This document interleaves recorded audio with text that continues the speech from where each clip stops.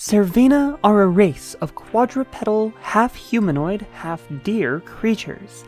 They're very secretive and tend to avoid most of civilized society, and for good reason. Often mistaken for small centaurs, they face no small deal of scrutiny. Being a mixture of nature spells with animal life, all Cervina are physically female, which only leads to more objectification by often male-dominated societies. Cervina adventurers seek to explore this wondrous world and shake off their usual fears of society at large. Greetings, brave adventurers! My name is FoxyBard, and I come to you with another homebrew race. This time, I was challenged by my patrons over on patreon.com/FoxyBard to create a Deer Girl race. And I think that I knocked it out of the park with this one. This is some of the best design work I personally feel I've ever done, and I really hope that you like the Cervina. The name is taken from the scientific family that represents almost all deer in the world, Cervidae, and just spiced up a little bit.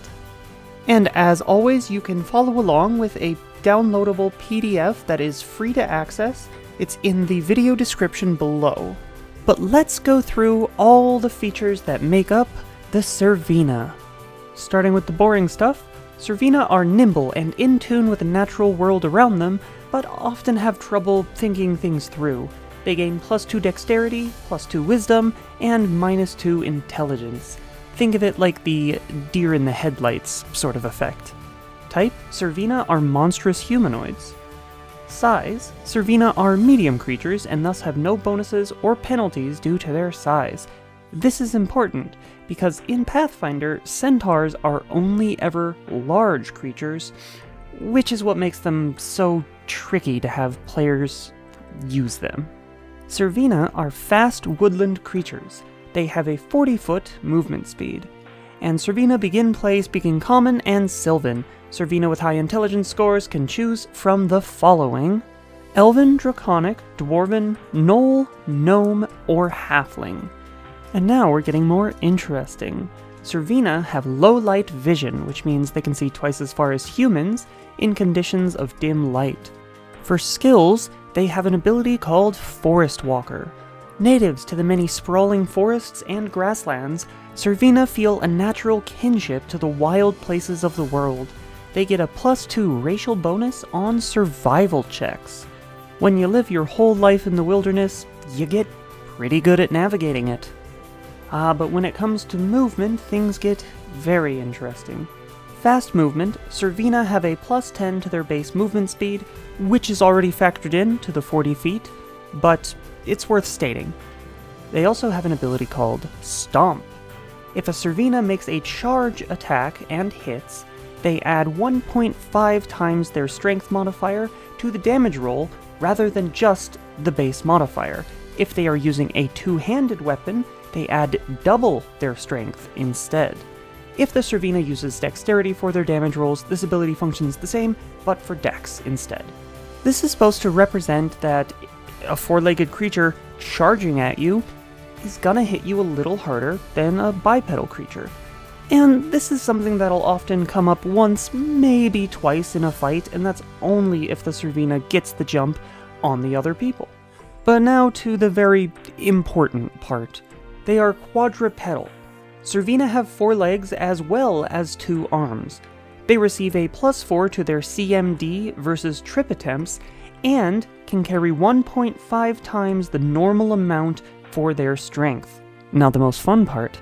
Creatures of at least one size category smaller than the Cervina can ride on their backs like a mount. So yes, you can carry your small friends into battle. Now, I went way over the top in coming up with potential racial traits for the Cervina, so I have a whole list of a bunch of alternate ones and what you can replace with them so that you can customize your cute deer girl to be perfect for you. So let's go over these. First up, we have Antlered. Some Cervina have more well-developed antlers. They gain a racial gore natural attack that deals 1d4 damage. This replaces Stomp. If you'd rather be more about having a consistent extra attack you can do, rather than some extra damage on charges, it's a good option for you. Next up, Elk-born. These Cervina are stronger, but less mobile, being born from elk rather than from deer. They gain the ability to carry creatures of the same size category as themselves, as if they were a mount. And this replaces the fast movement. So, an Elk-born would have only 30 feet of movement base. But it means you can carry your medium friends into battle with you. Next up, probably my favorite, Doe-eyes. These Cervina are impossibly cute, even when considered hostile. Creatures' attitudes towards the Cervina are treated as one step better for the purposes of diplomacy checks, and this replaces Forest Walker. So this would be a deer girl who is less in tune with nature, but better at convincing people to help her with stuff, so a little better for, like, society and things. Next up, we have Soft-hoofed. Some Cervina are particularly adept at navigating their traditional forest homes. They gain a +2 bonus to both stealth and to perception while in a forest. This replaces Forest Walker. So this one gives you the option to be better in a lot more applicable ways, but it only functions in a forest. So it's a trade-off. Last up is the Vine Blessed. These Cervina are particularly in touch with the natural world, leaving small plants growing in their wake as they walk. Once per day, they may cast Entangle as a spell-like ability. Their caster level is their character level, and the casting modifier is Wisdom. This replaces Stomp. This was a crazy idea from a friend that I actually really decided I liked, and I looked at how to balance it. As it turns out, getting a once-a-day first-level spell is pretty common for races, so it was balanced as is. It's just another option for if you're not really a fighter type. But that's the whole race and all of the options you have with it. Please take a look at the PDF file that is in the video description below, and use this in your games. As far as balance goes, this is around the 11 to 12 RP, maybe a little less. It should be about on par with most of the core races, maybe a little above them, but certainly far from broken. And if you ever do try this out, I want to know. Let me know what happened, how you liked it, and what your character got up to. I know I'm definitely going to use a few in my own games, if my DMs will let me. But that is it for Foxy. Don't forget to do all the YouTube stuff, you know what to do. Huge shout out to my patrons over on patreon.com/FoxyBard.